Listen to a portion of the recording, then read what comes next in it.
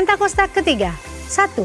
Pentakosta ketiga adalah pencurahan Roh Kudus yang dahsyat di zaman now, melebihi yang terjadi di Azusa Street. 2.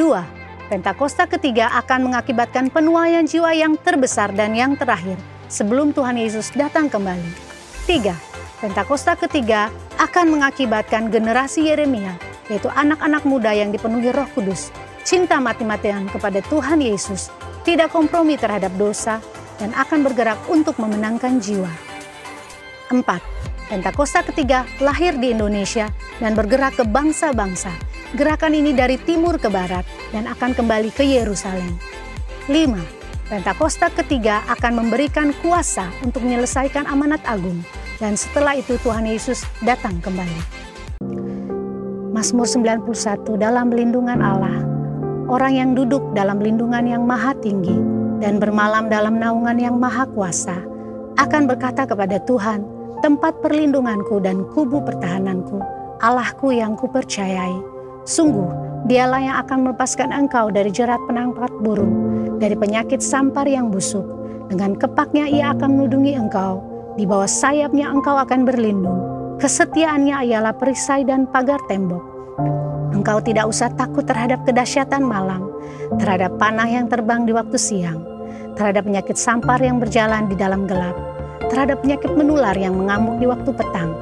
Walau 1.000 orang rebah di sisimu dan 10.000 di sebelah kananmu, tetapi itu tidak akan menimpamu. Engkau hanya menontonnya dengan matamu sendiri dan melihat pembalasan terhadap orang-orang fasik. Sebab Tuhan ialah tempat perlindunganmu, yang maha tinggi telah kau buat tempat perteduhanmu. Malapetaka tidak akan menimpa kamu, dan tulah tidak akan mendekat kepada kemahmu. Sebab malaikat-malaikatnya akan diperintahkannya untuk menjaga engkau di segala jalanmu. Mereka akan menatang engkau di atas tangannya, supaya kakimu jangan terantuk kepada batu. Singa dan ular tedung akan kau langkahi. Engkau akan menjak anak singa dan ular naga. Sungguh, hatinya melekat kepadaku, maka aku akan meluputkannya. Aku akan membentenginya, sebab ia mengenal namaku. Bila ia berseru kepadaku, aku akan menjawab. Aku akan menyertai dia dalam kesesakan. Aku akan meluputkannya dan memuliakannya. Dengan panjang umur akan kukenyangkan dia, dan akan kuperlihatkan kepadanya keselamatan yang daripadaku. Amin.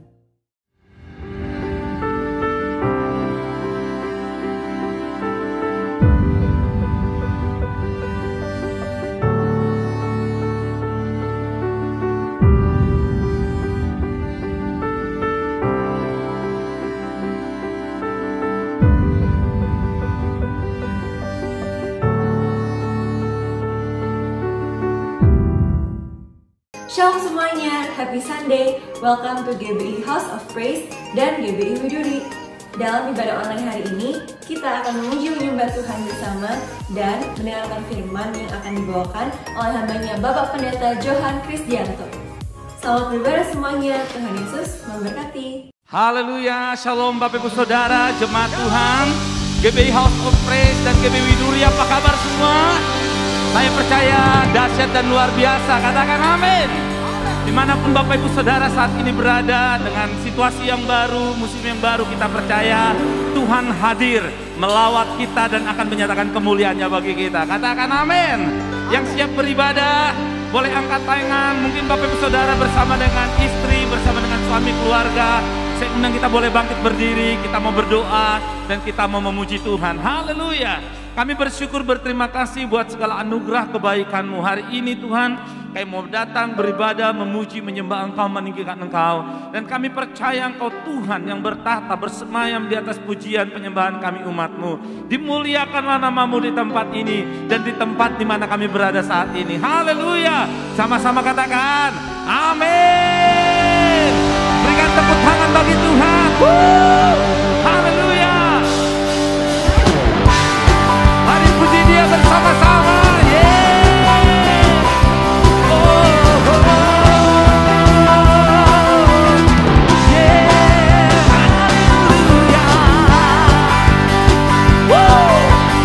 Kami datang memuji Engkau, meninggikan Engkau Tuhan.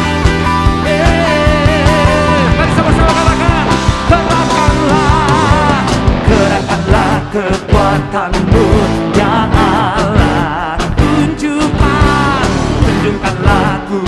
kuasamu ya Tuhan. Serahkan musuhmu, selamatkanlah umatmu. Siapa dahsyat, Allah dahsyat di tempat kudusnya. Haleluya.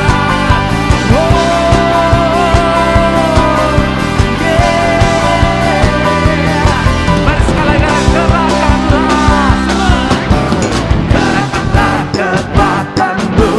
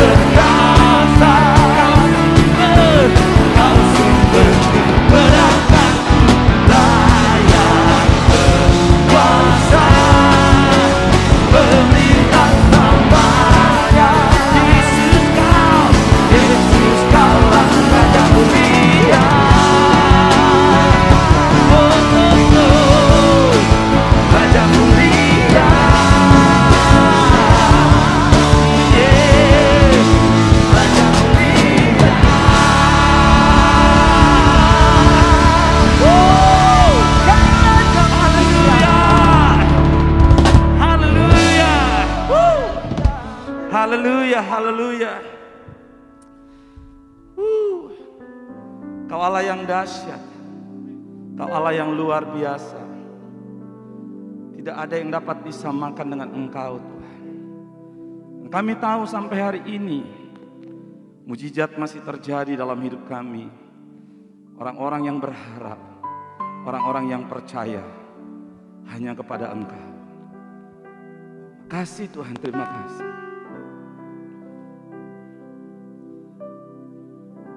Mari sama-sama katakan pada Tuhan. Tiada berubah kuasa nama-Mu, tiada berkesudahan kasih setia-Mu. Apabila Tuhan sudah berfirman, maka semuanya jadi. Selama ku menyembah-Mu, ku percaya bahwa mujizat masih terjadi. Selama Kau besertaku, ku melihat ada mujizat setiap hari.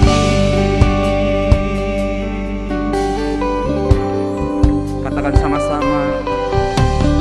Tiada berubah kuasa nama-Mu, tiada berkesudahan kasih setia-Mu. Apabila Tuhan sudah berfirman, maka semuanya jadi. Oh, selama ku menyembah-Mu, ku percaya bahwa mujizat masih terjadi. Selama Kau besertaku, ku melihat ada mujizat setiap hari. Oh, selama ku menyembah-Mu, ku percaya bahwa mujizat masih terjadi. Selama Kau besertaku, ku melihat ada mujizat setiap hari. Mari sekali lagi angkat pujian ini, katakan pada Tuhan.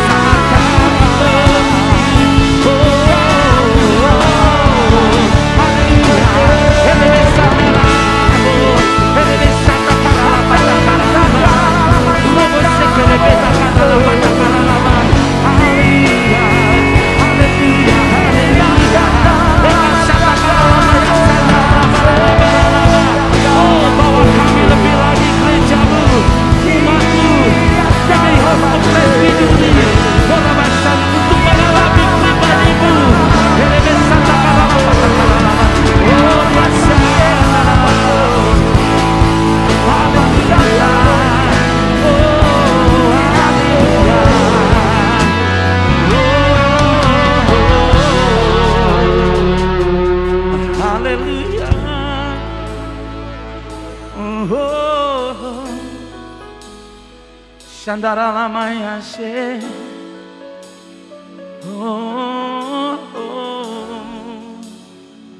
Selama ku menyembahmu, ku percaya bahwa mujizat masih terjadi.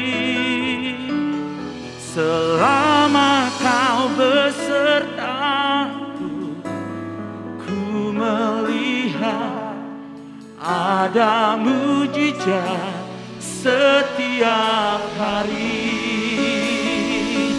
Selama ku menyembahmu, ku percaya bahwa mujizat masih terjadi.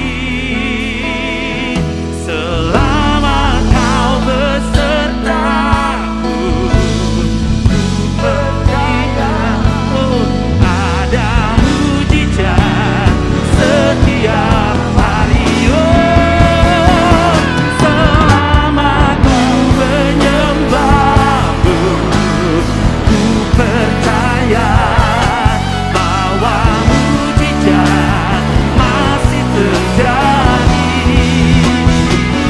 Selama kau besertaku, ku melihat ada mujizat setiap. Yang percaya sekali lagi katakan, selama ku menyembahmu, ku percaya bahwa mujizat masih terjadi.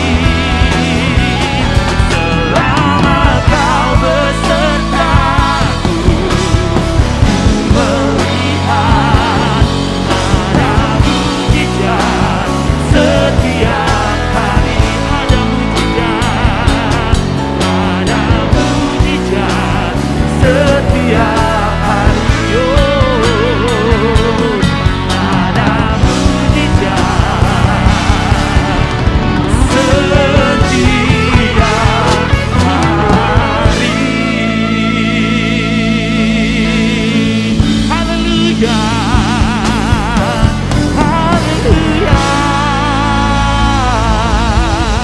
haleluya, haleluya, haleluya, haleluya. Inilah yang kami percaya di dalam Engkau Tuhan. Selama kami menyembah Engkau, kami percaya mujizat masih ada dan pasti terjadi dalam kehidupan kami. Karena itu kami ada hari ini.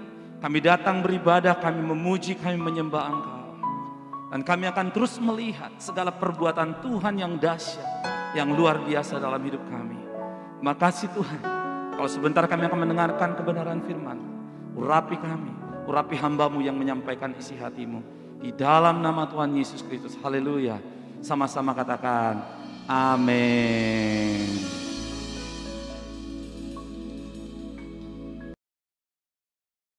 Shalom jemaat Tuhan GBI Widuri dan GBI Hope yang dikasihi Tuhan. Saya berterima kasih kepada Bapak Gembala Suhana dan seluruh jemaat GBI Widuri dan Hope yang telah memberikan kesempatan kepada saya untuk membagikan kebenaran firman Tuhan di ibadah ini. Kita patut bersyukur kepada Tuhan, sampai hari ini kita tetap dalam keadaan sehat dan aman dalam perlindungan Tuhan. Saya mengajak kita berdoa terlebih dahulu sebelum kita menerima firman Tuhan yang akan dibagikan. Mari kita berdoa bersama-sama. Terima kasih ya Bapa, di tengah-tengah keadaan dunia semakin tidak menentu, masa depan yang sepertinya suram kelihatannya Tuhan. Saya percaya kami punya pengharapan yang teguh dalam Engkau Kristus Yesus Tuhan kami. Engkau bisa mengubah hidup kami, mengubah hari ini maupun mengubah hari esok kami. Kami punya pengharapan yang teguh yang tak bisa tergoncangkan oleh apapun juga, terpaan apapun juga. Bersama dengan Tuhan kami merasa aman dan teguh sampai selama. Kami bersyukur Bapak berfirman saat ini Bapak, bangun iman kami yang lemah, Bangun iman kami yang tertidur mungkin Bapak di dalam nama Yesus, biar semua jemaat Tuhan dikuatkan, dibangun imannya dan pengharapannya dan kasihnya kepada Tuhan lebih dan lebih lagi. Urapi hamba-Mu juga Bapak, semua jemaat Roh Kudus, ambil alih seperti waktu ini supaya kami boleh dengan jelas mengerti kehendak firman Tuhan dan mempraktikkannya setiap hari. Di dalam berkat nama Yesus Kristus kami bersyukur berdoa. Haleluya. Amin. Amin, puji Tuhan. Virus corona yang dimulai 1,5 tahun yang lalu telah berkembang menjadi wabah atau pandemi global dan mengubah wajah dunia. Dampak yang ditimbulkannya pun mempengaruhi seluruh aspek hidup manusia. Karena ini virus baru sehingga penanganannya pun berubah-ubah setiap saat, menimbulkan berbagai ketidakpastian dalam kehidupan manusia. Hal ini sedikit banyak mengguncang iman dan pengharapan manusia, termasuk juga di kalangan orang-orang Kristen. Sehingga timbul pertanyaan di kalangan orang percaya, mengapa Tuhan mengizinkan kita orang Kristen mengalami kehidupan yang tidak menentu? Terkadang seperti lewat jalan tol, bebas hambatan, namun tiba-tiba berubah kita melewati jalan yang penuh rintangan dan berliku-liku. Jawaban untuk hal tersebut adalah karena Tuhan tidak mau pandangan kita teralihkan dari tujuan akhir hidup kita, yaitu hidup dalam kekekalan. Jangan sampai kita merasa puas dan nyaman hidup di dunia dan kita melupakan tujuan akhir hidup kita, yaitu hidup dalam kekekalan. Kehidupan kita sekarang di dunia ini merupakan persiapan untuk kehidupan kita selanjutnya dalam kekekalan. Selama kita masih hidup sementara di dunia ini, kita pasti akan diperhadapkan dengan berbagai kesulitan dan kemustahilan. Memang waktu hidup kita di dunia ini hanyalah sekejap mata dibandingkan dengan kekekalan, tetapi konsekuensinya bersifat kekal. Satu-satunya waktu yang kebanyakan orang mulai berpikir tentang kekekalan adalah pada saat pemakaman. Hal ini tergambarkan dengan sangat jelas di dalam perjalanan bangsa Israel dari Mesir menuju tujuan akhir tanah Kanaan. Misalnya yang ditulis di Keluaran 15 ayat yang ke-22. Musa menyuruh orang Israel berangkat dari Laut Teberau. Lalu mereka pergi ke padang gurun Syur. 3 hari lamanya mereka berjalan di padang gurun itu dengan tidak mendapat air. Wow, bayangkan ya. Baru saja bangsa Israel melihat dan mengalami perbuatan tangan Tuhan membelah Laut Teberau atau Laut Merah. Kemudian mereka berjalan di tanah yang kering di dasar Laut Teberau untuk menyeberang. Namun sesampainya di seberang di padang gurun Syur, selama 3 hari mereka berjalan, mereka tidak mendapatkan air. Kalau lapar mungkin bisa tahan, tapi kalau haus, wah bukan main. Baru saja lolos dari kesukaan hidup yang satu, kemudian kesukaan hidup yang lain muncul lagi. Terus menerus, silih berganti.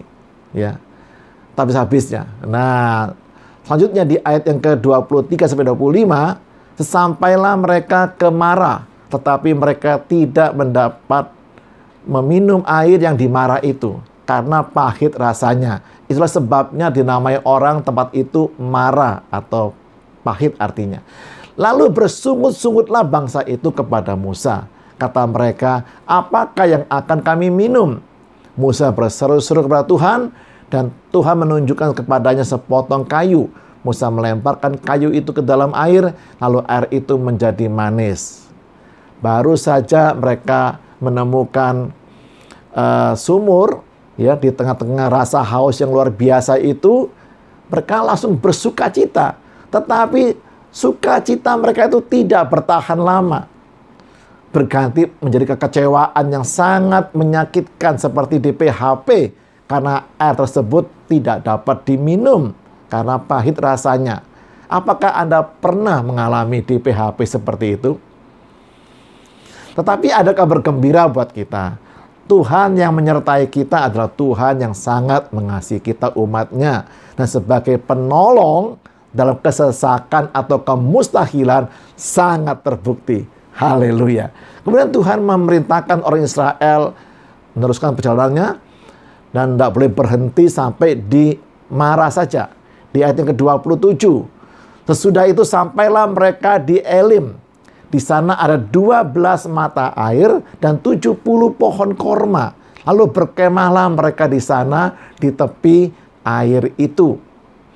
Kalau orang Israel berhenti hanya sampai di Mara, bersungut-sungut, terus kemudian dapat air yang ya lumayan lah gitu ya, maka mereka tidak akan mendapatkan penyediaan Tuhan yang luar biasa di Elim ini. Bahkan mereka pun tidak boleh berhenti dan tinggal di Elim selama-lamanya. Meskipun di Elim sepertinya penyediaan Tuhan sangat limpah. Karena tujuan akhir mereka ingat adalah tinggal di tanah Kanaan yang sudah Tuhan janjikan. Jangan puas dan jangan berhenti di tengah jalan. Ya, jangan terlena, jangan mengalami euforia sampai kita lupa akan tujuan akhir hidup kita. Demikianlah yang dialami oleh bangsa Israel dalam perjalanannya menuju ke tanah Kanaan. Banyak kali terjadi hal-hal yang tidak seperti yang mereka harapkan atau inginkan di sepanjang perjalanan tersebut. Ya, sama seperti kehidupan kita juga kan. Dan menjelang mereka memasuki tanah Kanaan di mana mereka akan berperang melawan bangsa-bangsa yang lebih berpengalaman dari mereka, Tuhan mewanti-wanti mereka untuk menguatkan dan meneguhkan hati mereka kepada Tuhan dan janji-janjinya. Yosua 1 ayat 7 dan 8. Hanya kuatkan dan teguhkanlah hatimu dengan sungguh-sungguh. Bertindaklah hati-hati sesuai dengan seluruh hukum yang telah diperintahkan kepadamu oleh hambaku Musa. Janganlah menyimpang ke kanan atau ke kiri, supaya engkau beruntung kemanapun engkau pergi. Janganlah engkau lupa memperkatakan kitab Taurat ini, tetapi renungkanlah itu siang dan malam, supaya engkau bertindak hati-hati sesuai dengan segala yang tertulis di dalamnya. Sebab dengan demikian perjalananmu akan berhasil dan engkau akan beruntung. Di ayat yang ke-7 tadi dikatakan bahwa Tuhan menyuruh Yosua untuk menguatkan dan meneguhkan hatinya atau iman percayanya. Dan di ayat yang ke-8 dijelaskan caranya bagaimana. Yaitu yang pertama, memperkatakan firman Tuhan. Artinya menaruh firman Tuhan itu di lidah atau mulutnya. Sedangkan yang kedua adalah merenungkan. Maksudnya adalah menaruh firman Tuhan di pikiran dan menyimpan janji firman Tuhan dalam hatinya. Sedikitnya kita mendapatkan 3 hal yang Tuhan ingin Yosua dan kita juga tentunya lakukan untuk menguatkan dan meneguhkan hati atau iman percaya kita. Yang pertama adalah yaitu menyimpan janji firman Tuhan dalam hati atau pikiran kita.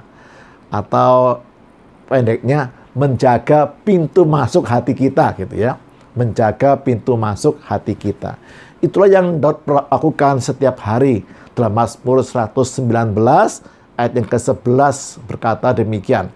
Dalam hatiku, kata Daud, aku menyimpan janjimu, supaya aku jangan berdosa terhadap engkau. Dengan menyimpan janji firman Tuhan dalam hati kita, maka kita akan mempunyai iman yang kuat untuk tidak berbuat dosa atau menolak untuk berbuat dosa. Nah, sekarang bagaimana cara Daud menyimpan janji firman Tuhan dalam hatinya? Mazmur 1 ayat yang kedua. Tetapi yang kesukaannya ialah Taurat Tuhan, dan yang merenungkan Taurat itu siang dan malam. Ya, dengan cara merenungkan janji firman Tuhan siang dan malam. Kata merenungkan ini dalam bahasa Ibraninya adalah kata hagah, yang artinya adalah mengucapkan janji firman Tuhan dengan volume suara yang pelan, secara berulang-ulang. Atau juga boleh menyanyikan janji firman Tuhan berulang-ulang. Itulah sebabnya Amsal mengatakan di Amsal 4:23, jagalah hatimu dengan segala kewaspadaan, hati-hati. Mengapa? Karena dari situlah terpancar kehidupanmu. Kita harus menjaga pintu masuk hati kita. Kita harus menjaganya dengan hati-hati apa yang kita masukkan ke dalam hati kita. Karena apa yang ada tersimpan dalam hati kita itulah yang akan kita keluarkan dalam bentuk kata-kata maupun perbuatan. Seperti yang Tuhan Yesus katakan di Markus 7 ayat 21 dan 22. Sebab dari hati orang timbul segala pikiran jahat, percabulan, pencurian, pembunuhan, perzinahan, keserakahan, kejahatan, kelicikan, hawa nafsu, iri hati, hujat, kesombongan, kebebalan. Ada kisah yang menarik di Alkitab kita ini tentang seorang yang menyimpan janji Tuhan selama 45 tahun. Dan hal itu membuat imannya semakin kuat. Mari kita belajar dari imannya Kaleb, sahabat karib Yosua ini. Di Yosua 14 ayat yang ke-10. Jadi sekarang sesungguhnya Tuhan telah memelihara hidupku seperti yang dijanjikannya. Kini sudah 45 tahun lamanya sejak diucapkan Tuhan firman itu kepada Musa. Dan selama itu orang Israel mengembara di padang gurun. Jadi sekarang telah berumur 85 tahun aku hari ini. Wow.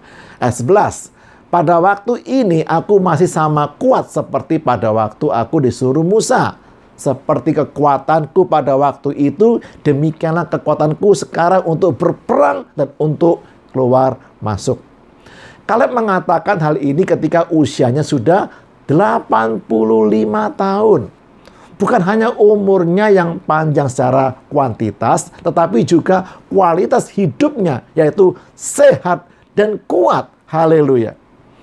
Alkitab mencatat bahwa Kaleb masih sama kuat di usia 85 tahun seperti saat ia masih 45 tahun yang lalu.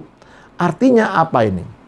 Selama 40 tahun di padang gurun yang ganas, kekuatan dan semangat Kaleb tidak memudar.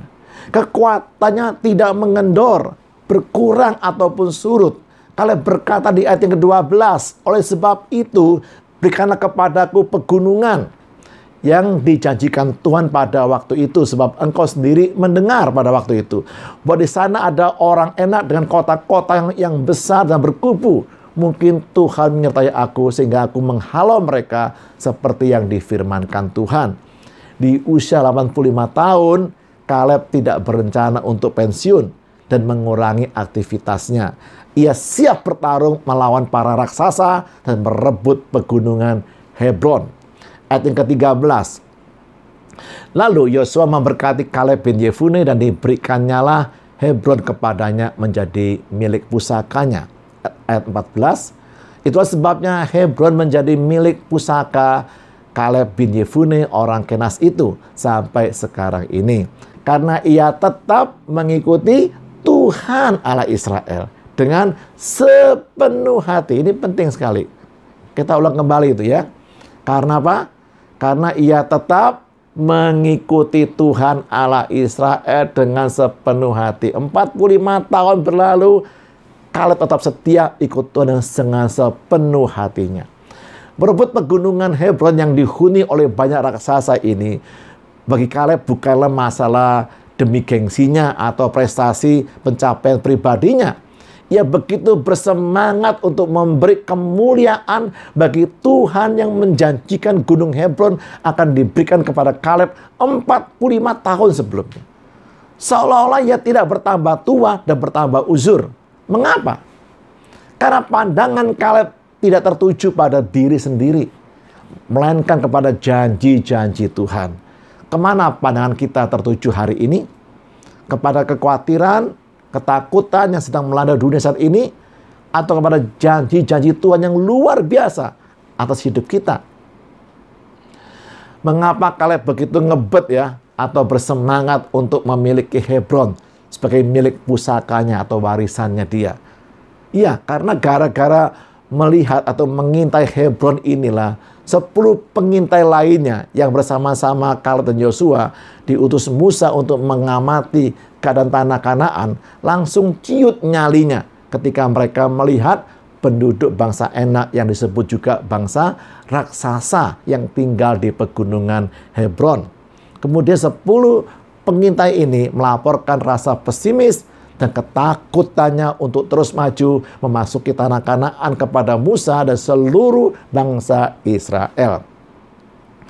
Dan laporan mereka ini bagaikan teror kematian yang menakutkan bagi bangsa Israel, yang menyebabkan seluruh bangsa Israel, ya, angkatan 10 pengintai ini mati di padang gurun kecuali Yosua dan Kaleb. Semuanya mati. Yang keluar dari Mesir semuanya mati di padang gurun kecuali Yosua dan Kaleb. Hebron artinya adalah, arti kata Hebron ya, adalah persekutuan, association atau persahabatan. Ini berbicara mengenai keintiman dan kedekatan hubungan dengan Tuhan. Kaleb hidupnya memburu Hebron, memburu keintiman dengan Tuhan, memburu kedekatan dengan Tuhan. Kalau kita memiliki hubungan dengan seseorang yang sangat akrab dan dekat dengan kita, kita pasti akan mempercayai dan menyimpan setiap perkataan janji yang sahabat karib kita sampaikan, bukan? Demikian pula dengan Kaleb yang telah menyimpan dalam hatinya dan mempercayai dengan sepenuh hati setiap perkataan janji Tuhan 45 tahun yang lalu. Dan akhirnya janji tersebut menjadi kenyataan. Tidak peduli sesukar dan sebesar apapun tantangannya, janji Tuhan pasti digenapi, menjadi milik pusaka kita. Haleluya. Justru karena janji Tuhan inilah yang membuat iman Kaleb semakin kuat dan terus maju merebut Hebron meskipun Kaleb sudah tua berusia 85 tahun. Yesaya 40 ayat yang ke-31 mengatakan, tetapi orang-orang yang menanti-nantikan Tuhan mendapat kekuatan baru. Mereka seumpama Raja Wali yang naik terbang. Dengan kekuatan sayapnya mereka berlari dan tidak menjadi lesu. Mereka berjalan dan tidak menjadi lelah. Alkitab berkata bahwa orang-orang yang menanti-nantikan Tuhan dan penggenapan janji-janjinya akan semakin kuat imannya. Itulah yang dialami oleh Kaleb yang meskipun usianya bertambah tua, tetapi kekuatannya tidak pernah berkurang karena Kaleb menanti-nantikan atau pandangannya tertuju kepada penggenapan janji-janji Tuhan yang sangat ia percayai. Oleh karena itu, jaga dan saring informasi yang masuk ke dalam hati kita. Simpan sebanyak-banyaknya janji firman Tuhan dalam hati kita dan bertekunlah dalam penantian penggenapannya. Sekarang hal yang kedua yang harus kita lakukan untuk menguatkan dan meneguhkan hati atau iman percaya kita adalah memperkatakan iman kita. Atau juga bisa berarti jaga pintu keluar hati kita. Ya, jaga pintu keluar hati kita. Kita tidak hanya harus hati-hati menjaga pintu masuk hati kita, tetapi yang tidak kalah pentingnya juga kita harus hati-hati menjaga pintu keluar hati kita, yaitu perkataan yang keluar dari mulut kita, karena kita akan memakan buah dari kata-kata kita. Amsal 18 ayat yang ke-21. Dengan kata-kata kita dapat memberkati atau mengutuki masa depan kita. Paulus juga menulis di surat Roma 10 ayat 8. Tetapi apakah katanya ini? Firman itu dekat kepadamu, yakni di dalam mulutmu dan di dalam hatimu. Itulah firman iman yang kami beritakan. Artinya iman yang kita ucapkan atau kita perkatakan. Saya teringat dengan nasib atau masa depan yang didapat oleh 12 orang pengintai yang diutus oleh Musa. 10 pengintai selain Yosua dan Kaleb mendapatkan masa depan mereka tepat seperti yang mereka katakan di depan Musa, yang membuat dan mempengaruhi iman percaya seluruh bangsa Israel runtuh dan menangis semalam-malaman meratapi nasibnya yang buruk. Bilangan 13 ayat yang ke-31. Tetapi orang-orang yang pergi ke sana bersama-sama dengan dia berkata, kita tidak dapat maju menyerang bangsa itu karena mereka lebih kuat daripada kita. Dan Anda tahu, akhirnya 10 pengintai tersebut benar-benar tidak pernah lagi menginjakkan kakinya di tanah Kanaan sesuai dengan perkataan ketakutan mereka. Hanya 2 orang pengintai dari 12 pengintai itu yang akhirnya membawa seluruh bangsa Israel memasuki dan memiliki tanah Kanaan, yaitu Kaleb dan Yosua. Coba kita dengarkan perkataan iman mereka. Bilangan 13 ayat 30, Kaleb ya. Kemudian Kaleb mencoba menenteramkan hati bangsa itu di hadapan Musa, katanya, tidak, kita akan maju dan menduduki negeri itu, sebab kita pasti akan mengalahkannya. Luar biasa nih Kaleb. Demikian pula dengan Yosua, ya, Bilangan 14 ayat ke-9, kata Yosua, hanya janganlah memberontak kepada Tuhan dan janganlah takut kepada bangsa negeri itu, sebab mereka akan kita telan habis. Yang melindungi mereka sudah meninggalkan mereka, sedang Tuhan menyertai kita. Janganlah takut kepada mereka. Sebenarnya ya, ketakutan dan iman itu mempunyai kesamaan. Kedua-duanya menuntut kita untuk mempercayai bahwa sesuatu yang tidak dapat kita lihat akan terjadi. Hanya bedanya, ketakutan itu mempercayai hal yang negatif akan terjadi. Sedangkan iman itu mempercayai apa yang Tuhan kita katakan di Alkitab yang pasti akan terjadi. Kuncinya adalah apa yang kita renungkan adalah apa yang akan tertanam dan berakar dalam hidup kita. Jika kita memikirkan, kita punya ketakutan dan merenungkannya berulang kali dalam hati kita, pikiran kita, maka semua itu akan menjadi kenyataan. Itulah yang Ayub katakan di kitab Ayub 3 ayat yang ke-25. Karena yang kutakutkan, itulah yang menimpa aku. Dan yang kucemaskan, itulah yang mendatangi aku. Ketakutan itu kita ungkapkan dalam kita punya perkataan. Demikian pula halnya dengan iman yang kita ungkapkan dengan cara mengatakannya. Sama mudahnya kita mengatakan hal yang kita percayai dan mengatakan hal yang kita takuti. Jangan nantikan dan harapkan yang terburuk. Gunakan iman kita untuk mengubahnya. Haleluya. Kita perlu memperhatikan apa saja yang kita katakan. Semakin sering kita berbicara tentang hal-hal yang bersifat negatif dalam hidup kita ini, maka semakin sering pula kita memanggil keadaan yang negatif itu terjadi benar-benar dalam hidup kita.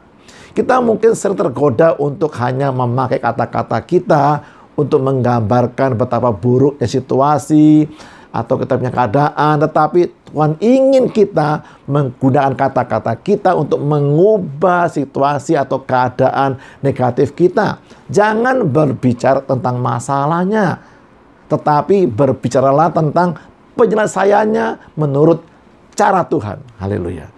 Tahukah Anda bahwa kata-kata kita itu memberi nyawa atau kehidupan kepada iman kita? Karena itu, jangan mematikan iman kita dan mengucapkan kata-kata yang negatif. Saya ulangi lagi ya, karena ini penting sekali. Kata-kata yang kita ucapkan itu memberi nyawa atau kehidupan kepada iman kita. Tetapi juga bisa mematikan iman kita dengan kata-kata negatif yang kita ucapkan. Mari kita perhatikan pertarungan Daud melawan Goliat yang tertulis di kitab 1 Samuel 17. Sebelum mereka berdua benar-benar bertarung satu lawan satu, mereka terlebih dahulu saling melempar kata-kata yang merendahkan lawannya. Daud sama sekali tidak menggerutu dan mengeluh ketika harus menghadapi masalah atau musuh yang begitu besar. Justru ia mengubah seluruh keadaannya melalui kata-kata yang keluar dari mulutnya. Daud tidak fokus kepada kenyataan bahwa Goliat memang 3 kali lebih besar ukurannya dibanding dirinya. Ia juga tidak terlalu peduli pada kenyataan bahwa Goliat adalah seorang pejuang tentara yang berpengalaman, sedangkan ia hanyalah seorang anak penggembala. Perhatian Daud tidak kepada besarnya penghalang di depannya. Ia memilih sebaliknya untuk memperhatikan pada kebesaran Tuhannya. Haleluya.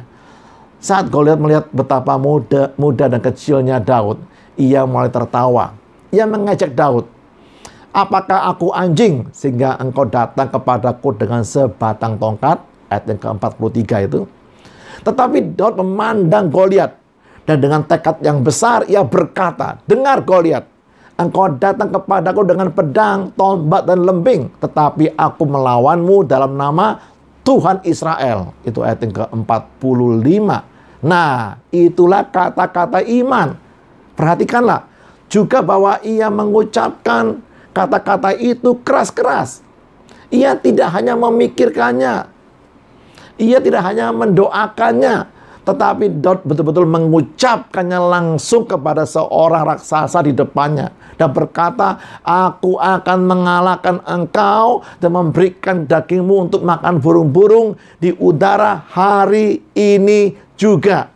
Ayat 46. Dan dengan pertolongan Tuhan, Daud melakukan tepat seperti apa yang dikatakannya itu.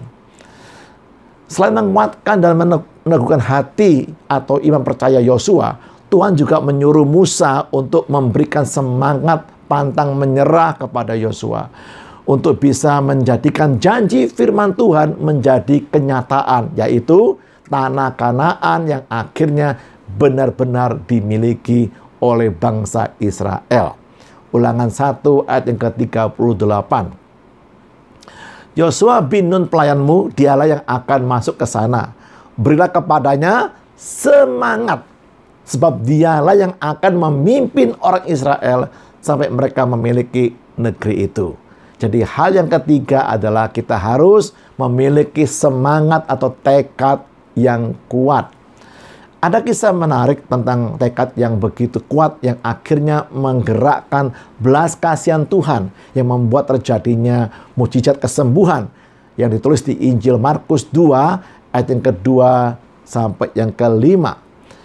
Ayat kedua, "Maka datanglah orang-orang berkerumun sehingga tidak ada lagi tempat, bahkan di muka pintu pun tidak, sementara Yesus memberitakan firman kepada mereka. Ada orang-orang datang membawa kepadanya seorang lumpuh, digotong oleh 4 orang. Tetapi mereka tidak dapat membawanya kepadanya karena orang banyak itu. Lalu mereka membuka atap yang di atasnya. Sesudah terbuka, mereka menurunkan tilam tempat orang lumpuh itu terbaring. Ketika Yesus melihat iman mereka, berkatalah ia kepada orang lumpuh itu, "Hai anakku, dosamu sudah diampuni." Luar biasa. Bagaimana Yesus bisa melihat iman mereka? Bagaimana caranya Yesus bisa mengetahui betapa besar iman mereka? Yesus melihat seberapa besar dan kuatnya iman mereka. Dari begitu besar dan kuatnya tekad, usaha, dan semangat mereka membuat temannya yang lumpuh sampai di hadapan Yesus. Meskipun mereka menghadapi kenyataan tidak dapat masuk karena terhalang oleh orang banyak, tetapi kenyataan tersebut tidak cukup kuat untuk menghentikan tekad dan semangat mereka untuk menyerah dan berhenti. Malahan tekad mereka semakin besar dan iman mereka semakin kuat. Haleluya. Begitu pentingnya semangat dan tekad yang kuat di dalam menghadapi segala tantangan, situasi dan keadaan yang berat. Amsal 18 ayat yang ke-14. Orang yang bersemangat dapat menanggung penderitaannya, tetapi siapa yang akan memulihkan semangat yang patah? Puji Tuhan. Sesukar apapun dan seberat apapun penderitaan yang kita alami, bahkan seperti saat ini yang sedang kita jalani ini, jangan sampai kita kehilangan semangat untuk tetap mempercayai Tuhan dan rancangannya yang sempurna bagi setiap kita. Bangun dan jagalah iman yang tetap kuat di segala keadaan dengan menyimpan janji firman Tuhan dalam hati kita serta memperkatakannya setiap saat dan dengan penuh semangat mempercayai Tuhan dan rancangannya yang terindah, terbaik, dan sempurna bagi kehidupan kita. Amin. Mari kita berdoa untuk merenungkan firman Tuhan yang sudah kita terima saat ini dan melakukannya dalam kehidupan kita sehari-hari. Haleluya. Terima kasih Tuhan buat firman-Mu. Di tengah-tengah masa yang sukar ini, di tengah-tengah masa yang begitu sulitnya buat kami semua Bapak, buat bangsa kami juga Indonesia Tuhan, kami bawa hati kami. Kami bawa hati kami untuk Kau isi dengan firman-Mu. Kami mau menyimpan sebanyak-banyaknya firman Tuhan dan janji firman-Mu Bapa dalam hati kami. Kami akan mengeluarkannya berupa perkataan dan langkah-langkah iman kami yang menjadikan janji firman Tuhan menjadi kenyataan hidup kami sehari-hari. Terima kasih Bapak. Kami tidak mau menyerah apapun yang kami alami, sesukar apapun hidup kami Bapak. Kami tetap percaya janji firman Tuhan tetap digenapi dalam hidup kami. Kami tinggal memperkatakannya dan mempraktekannya setiap saat. Maka janji firman Tuhan itu menjadi kenyataan dalam hidup kami semuanya. Terima kasih buat janji-Mu Bapa, janji kemenangan, janji kesembuhan, janji pemulihan, janji berkat yang melimpah, janji penggenapan jawaban-jawaban doa-doa kami di dalam nama Yesus. Kami terima dengan iman kesembuhan kami. Kami terima dengan iman pemulihan kami. Kami terima dengan iman berkat yang melimpah dalam hidup kami. Kami tidak pernah berkekurangan. Kami tidak pernah lagi berhutang lagi. Karena Tuhan berjanji akan memperkaya hidup kami untuk memuliakan nama Tuhan di bumi ini. Terima kasih Pak. Berkati umat-Mu Tuhan, jemaat-Mu yang lagi sakit mungkin. Yang lagi kesusahan. Yang lagi butuh berkat keuangan yang melimpah. Di dalam nama Yesus. Bangun iman kami semuanya Bapak. Kami tinggal menguatkan dan meneguhkan iman kami. Dan selebihnya bagian Tuhan untuk menggenapi janjinya dalam hidup kami. Kami mau mengiring Tuhan dengan sungguh-sungguh dan segenap hati kami. Seperti Kaleb yang 45 tahun menyimpan janji-Mu dan tetap mempercayainya pasti terjadi. Dan akhirnya Kaleb menerima semua janji Tuhan. Sesukar apapun janji-Mu ya Tuhan, tetap Engkau genapi dalam hidup Kaleb dan kami semua juga. Terima kasih Pak, berkati hamba-Mu juga, gembala kami Pak Suhana dan seluruh keluarganya Bapak, supaya di masa-masa sekarang ini tetap Engkau berkati berlimpah-limpah. Dan semua jemaat satu pun tidak ada yang jatuh miskin, tetapi dipelihara Tuhan, dicukupkan Tuhan dan diberkati berkelimpah. Terima kasih buat janji firman-Mu.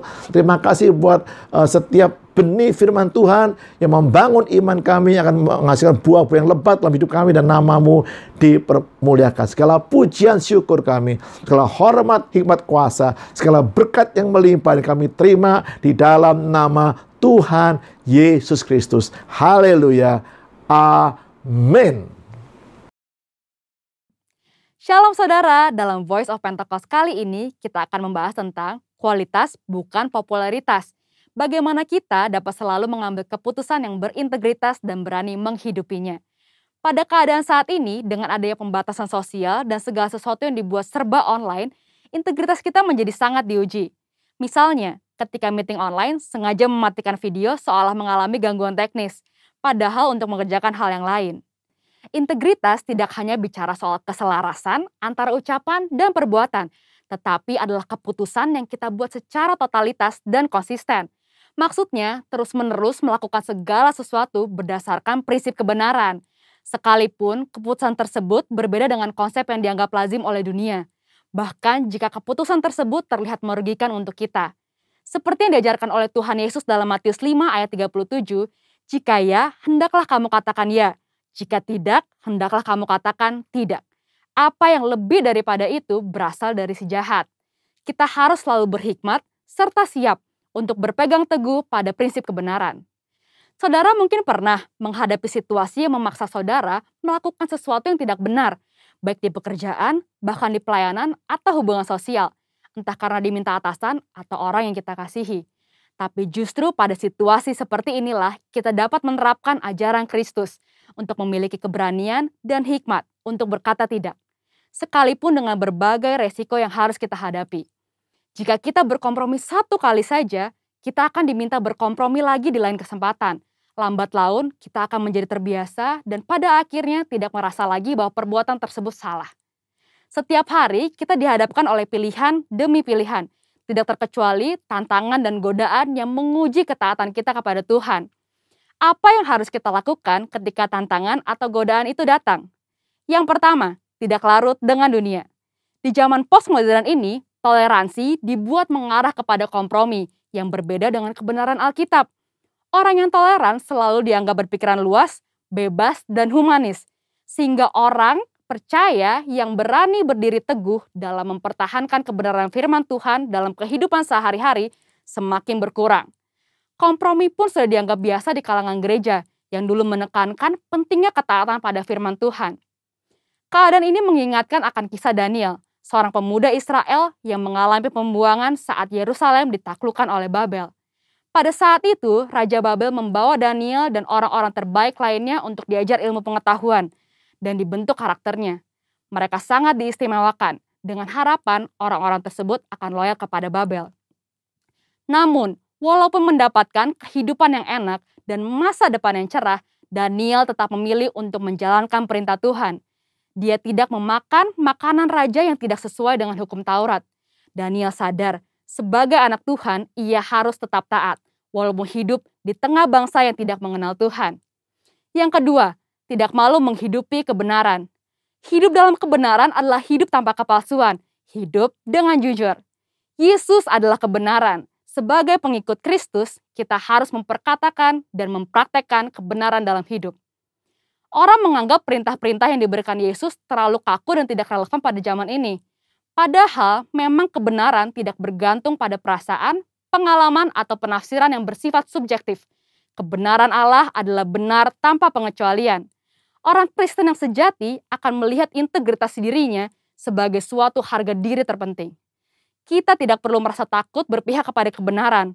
Alkitab berkata pada 1 Petrus 4 ayat 16, jika ia menderita sebagai orang Kristen, maka janganlah ia malu, melainkan hendaklah ia memuliakan Allah dalam nama Kristus itu. Biarlah kita tetap mempertahankan kebenaran dan memuji Tuhan. Yang ketiga, hidup seperti Yesus hidup. Yesus adalah kebenaran. Untuk dapat hidup secara benar, maka kita harus hidup dalam Yesus.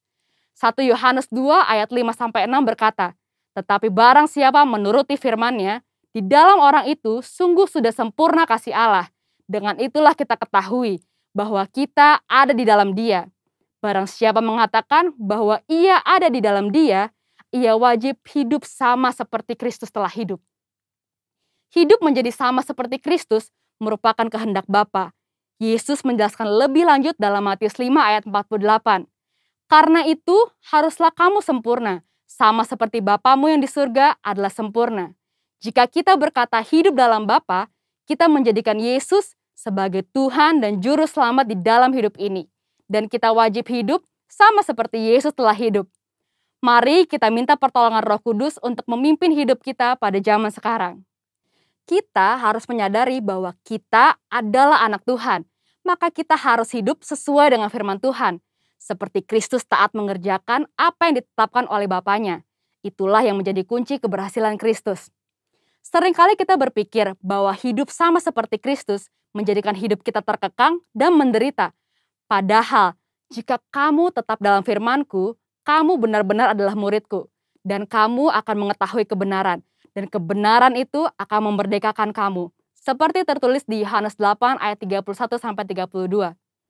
Itulah sebabnya, selama di bumi, Yesus tidak pernah menyia-nyiakan kesempatan yang ada. Fokus hidupnya terpusat hanya untuk melakukan kehendak Bapa. Jadi, jika kita mengikuti teladan Yesus, kita akan hidup seperti Dia. Ketika dunia menawarkan kita untuk jadi serupa sepertinya, kita harus berani mengambil keputusan yang berintegritas, yaitu dengan berkata tidak. Tidak larut dalam dunia, tidak malu menghidupi kebenaran, dan yang terutama, hidup seperti Yesus telah hidup. Mari kita menjadi orang percaya yang berintegritas penuh di tengah dunia pada zaman ini. Untuk penjelasan lebih lengkapnya dari tim teologi kami, silahkan buka link yang ada di atas atau scan QR Code yang tersedia. Salam integritas, Tuhan Yesus memberkati.